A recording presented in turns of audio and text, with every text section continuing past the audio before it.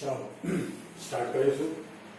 પહેલા આમાં આપણે પેલો રૂલ એપ્લાય કરીશું 0 to pi 0 a to b fx dx હોય તો આપણે લખી શકીએ છીએ a to b f of a plus b minus x, યા તો પછી 0 to a fx dx એને આપણે લખી શકીએ છીએ 0 to a f of a minus x dx. તો અહીંયા આપણે એ રૂલ એપ્લાય કરીએ તો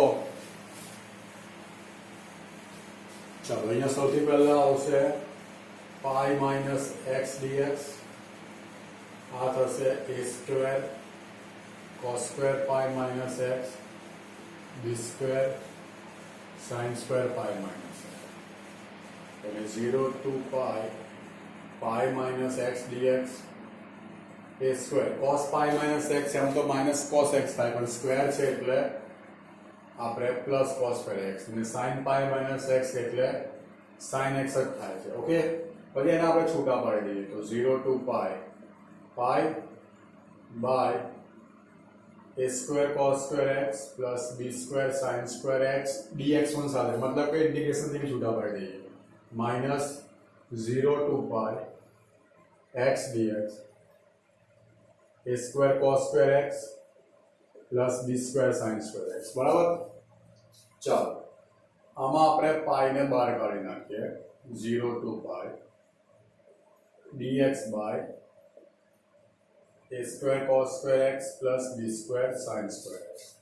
આ તમારો i રિપીટ થાય છે અને આપણે i લઈ લઈએ તો આ તમારો i રિપીટ થાય છે, અહીંયા i લખી લઈએ, આ પણ i માઈનસ આ સાઈડ આવશે એટલે પ્લસ i થશે 2i is equal to pi.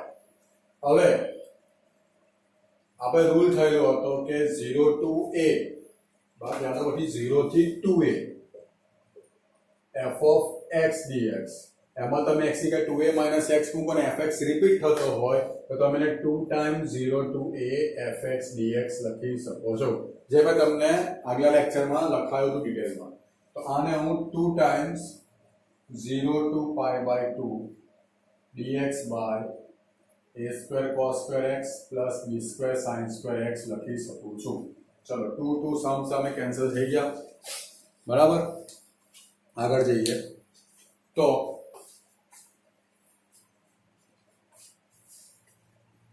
Okay, હવે તમારી પાસે છે હવે i is equal to pi બાર છે 0 to pi by 2 dx by a square cos square x plus b square sin square x. એ આપણી આગળની મેથડમાંની જ એક મેથડ છે. આને હું ચાહું તો cos square થી ડિવાઇડ કરું, ચાહું તો sin square ડિવાઇડ કરું. મોસ્ટલી આપણે cos square થી ડિવાઇડ કર્યું છે તો હું cos square ડિવાઇડ કરું તો અહીંયા 1 upon cos square x એટલે અહીંયા થઈ જશે. પહેલા તો આપણે લખીએ pi 0 to pi by 2. Okay, અહીંયા 1 upon cos square x એટલે અહીંયા થઈ જશે sec square x dx. અહીંયા a square cos square x by cos square x એટલે અહીંયા રહેશે a square, b square sin square x by cos square x એટલે sin square upon cos square x એટલે tan square x થઈ જશે. હવે હું tan x equal to t લઈ લઉં છું. ચલો tan x નું ડિફરન્શિએશન થશે sec square x t નું dt by dx. therefore sec square x dx equal to dt. હવે લિમિટની વાત કરીએ તો t equal to tan x, પહેલા x equal to 0 લઈ લો તો tan 0 0 થશે, પછી x equal to pi by 2 લઈ લો.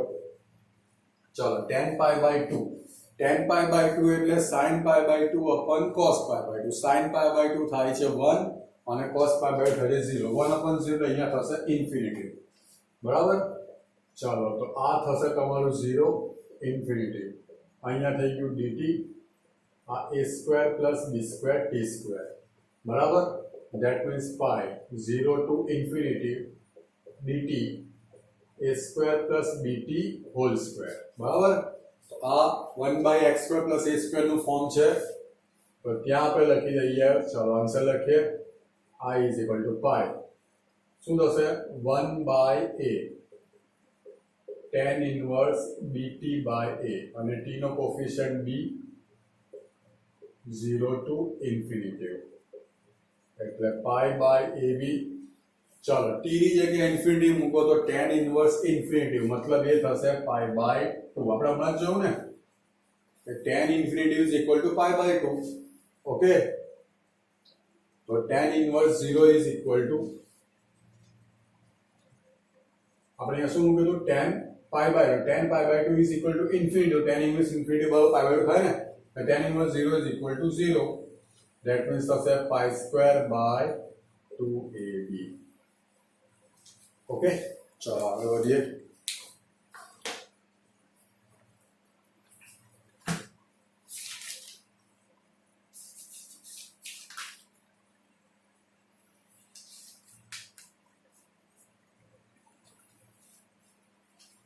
चलो પછી એક ઈઝી એક્ઝામ્પલ લઈ લઈએ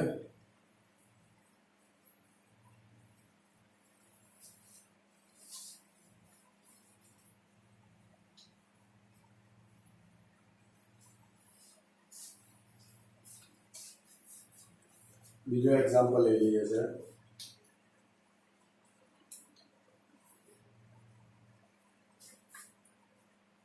I is equal to x square plus x plus 1 by x plus 1 whole square x plus 2 આમાં લિમિટ આપી નથી સિમ્પલ એક્ઝામ્પલ છે આપણે ફટાફટ કરી લઈએ બરાબર સૌથી પહેલા આપણે લેટ કરીશું તો x square plus x plus partial factorization છે બરાબર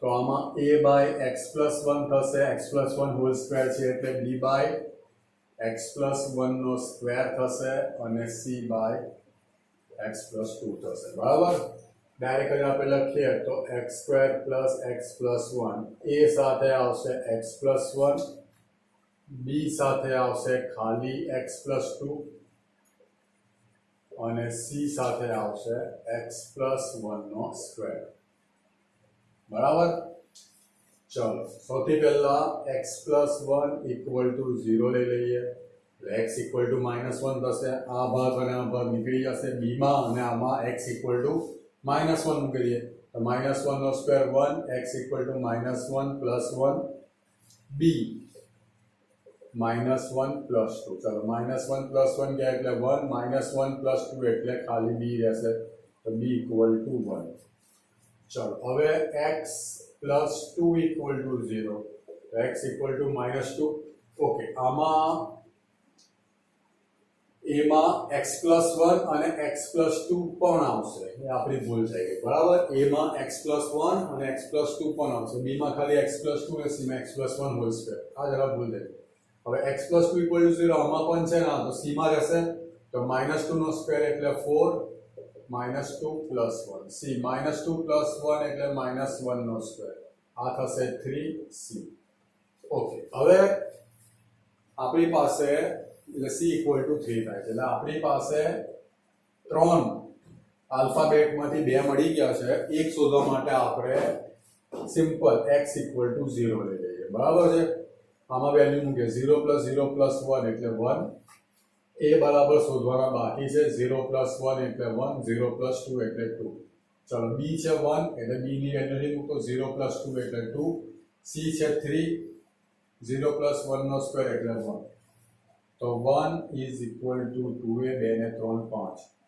તો 2a 1 minus 5 minus 4 તો a મળી જાય છે -2 બરાબર ચાલો અહીંયા વેલ્યુ મૂકી દઈએ પહેલે લેટ કર્યું તે મૂકીએ a by x plus 1 plus b by x plus 1 નો square plus c by x plus 2 dx okay चलो a છે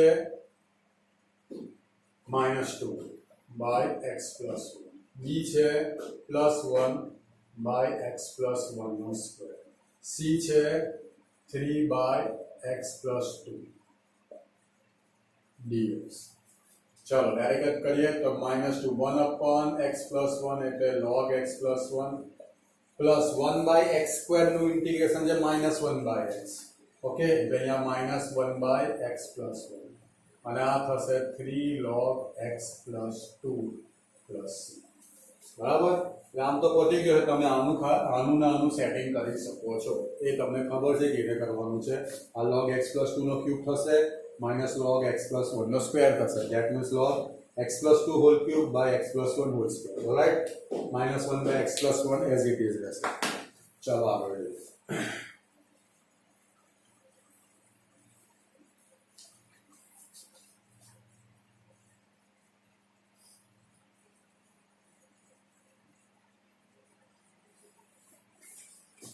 okay,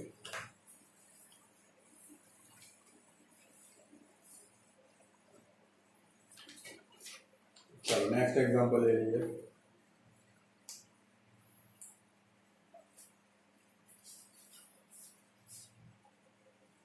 I is equal to 0 to pi by 4 sin x cos x by cos raised to 4x plus sin raised to 4x dx બરાબર।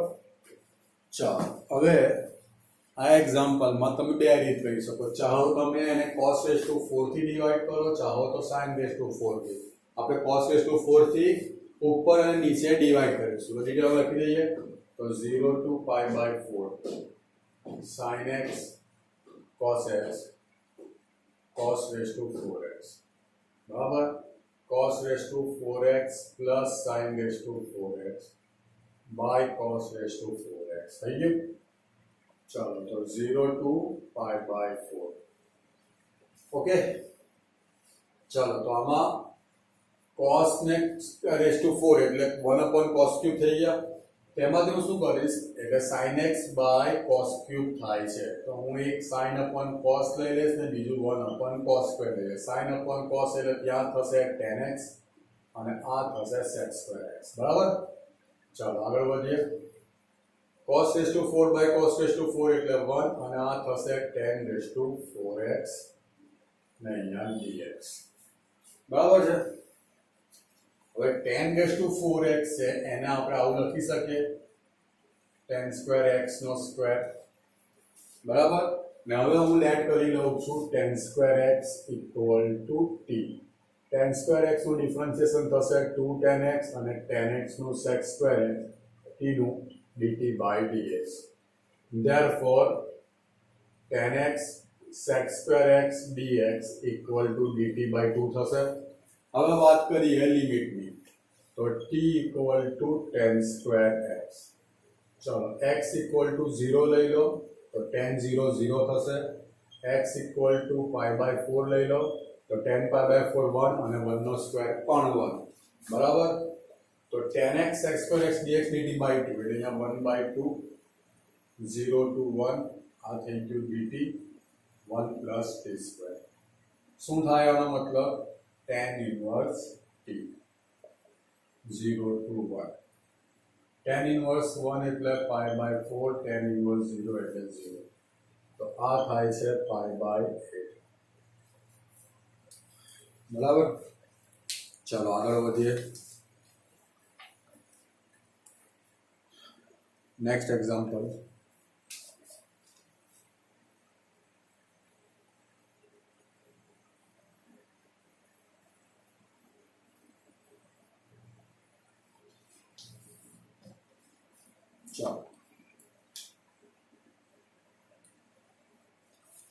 Next example, I is equal to 0 to pi by 2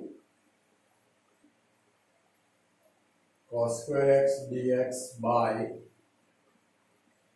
cos square x plus 4 sin square x બરાબર। હવે હું શું કરીશ આમાં sin square x બરાબર 1 minus cos square x કરી દઉં છું બરાબર। ચાલો તો 0 to pi by 2 तो cos square x dx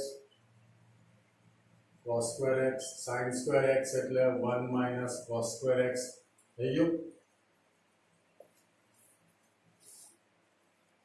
alright, चलो तो 0 to pi by 2 cos square x dx आ થશે cos square x 4 minus 4 cos square x બરાબર। ચાલો तो 0 to pi by 2 cos square x dx बराबर आ થશે 4 cos square minus 4 cos square એટલે minus 3 cos square x બરાબર। હવે આપણે શું કરીશું આના પ્રમાણે આને સેટ કરીશું, ફરીથી જોઈ લો મેં શું કર્યું sin square x વાળો 1 minus cos square કર્યું 4 minus 4 cos square x cos square minus 4 cos એટલે minus 3 cos square x બરાબર। હવે આપણે આના પ્રમાણે આને સેટ કરીશું એટલે -1/3 મલ્ટીપ્લાય કરું તો અહીંયા -3 cos square x આવી જશે. થઈ ગયું? 4 - 3 cos square x dx. હવે હું શું કરું છું, આગળ 4 સેટ કરી દઉં છું તો એને બેલેન્સ કરવા માટે -4 આવશે. બરાબર થઈ ગયું. હવે અહીંયાથી આ ટર્મ ડિવાઇડેડ બાય આ કરી દઈએ એટલે ત્યાં થશે -1/3 0 to π/2 આ થશે 1 dx. -1/3 માઇનસ એટલે minus minus plus 4/3 dx by 4 - 3 cos square x 0 to π/2. હવે આનો તો આન્સર આવી ગયો આપણી પાસે -1/3x 0 to π/2. આને આપણે 4/3 I1 નામ આપી દઈએ. બરાબર, I1 નો હિસાબ સાઈડ પર કરી નાખીએ તો I1 is equal to 0 to π/2. બરાબર, હમણાં જે આપણે આગળ એક્ઝામ્પલ કર્યો તે જ રીતે કરવાનું છે. આમાં હું cos સ્ક્વેર થી ડિવાઈડ કરી દઈશ. બરાબર, અંશ અને છેદને cos સ્ક્વેર થી ડિવાઈડ કરી દઈશ એટલે 1/cos સ્ક્વેર એટલે અહીંયા sec સ્ક્વેર x dx થશે. 4/cos સ્ક્વેર x એટલે 4 sec સ્ક્વેર x થશે અને અહીંયા રહેશે 3. પણ નીચે કમ્પલસરી tan આવવા જરૂરી છે એટલે એના માટે હું શું કરીશ, આ sec સ્ક્વેર x dx એવા ને એવા sec સ્ક્વેર x એટલે 1 plus tan સ્ક્વેર x થાય -3 એટલે sec square x dx 4 plus 4 tan square x -3 એટલે 0 to π/2 sec square x dx 4 - 3 એટલે 1 plus 4 tan સ્ક્વેર x. બરાબર, એટલે આ બધું કરી નાખું છું. પેલું એક્ઝામ્પલ કરી લઈએ. ખાલી અહીંયા -1/3 π/2 માઇનસ એટલે π/2 થશે 4/3 I1 નો જે આન્સર આવે તે આપણે ત્યાં લખી દઈશું. બરાબર, એટલે આ પાર્ટ કાઢી નાખું છું ત્યાં પેલું એક્ઝામ્પલ સેટ કરશે.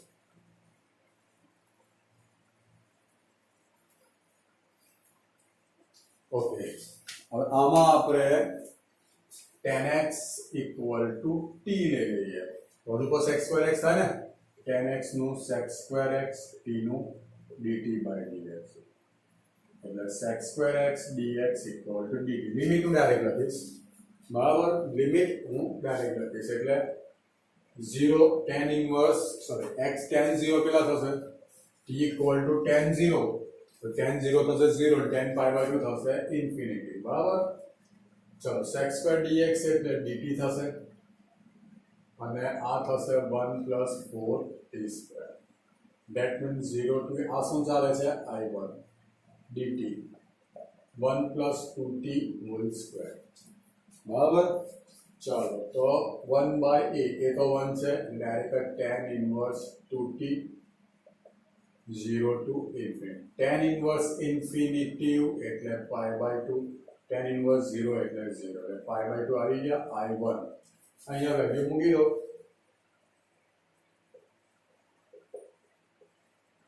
બરાબર, એટલે -π/6 4π/6 that means 3π/6 એટલે કે π/2. ઓકે, હજુ એક ભૂલ થાય છે આપણી, t નો કોફિશિયન્ટ 2 બહાર નીકળશે એટલે અહીંયા થશે π/4 એટલે આ બધું આપણું કેન્સલ. બરાબર, વધારે આપણે અહીંયા બસ આ તમારો આન્સર રહેશે -π/6 plus π/3 π/3 minus π/6 એટલે 5/6. બરાબર, તો આ તમારો એક ઇમ્પોર્ટન્ટ એક્ઝામ્પલ હતો. આગળ વધીશું નેક્સ્ટ લેક્ચરમાં હું બાકીના એક્ઝામ્પલ લઈશ. આ લેક્ચરમાં આપણે આટલું રાખીશું. Thank you.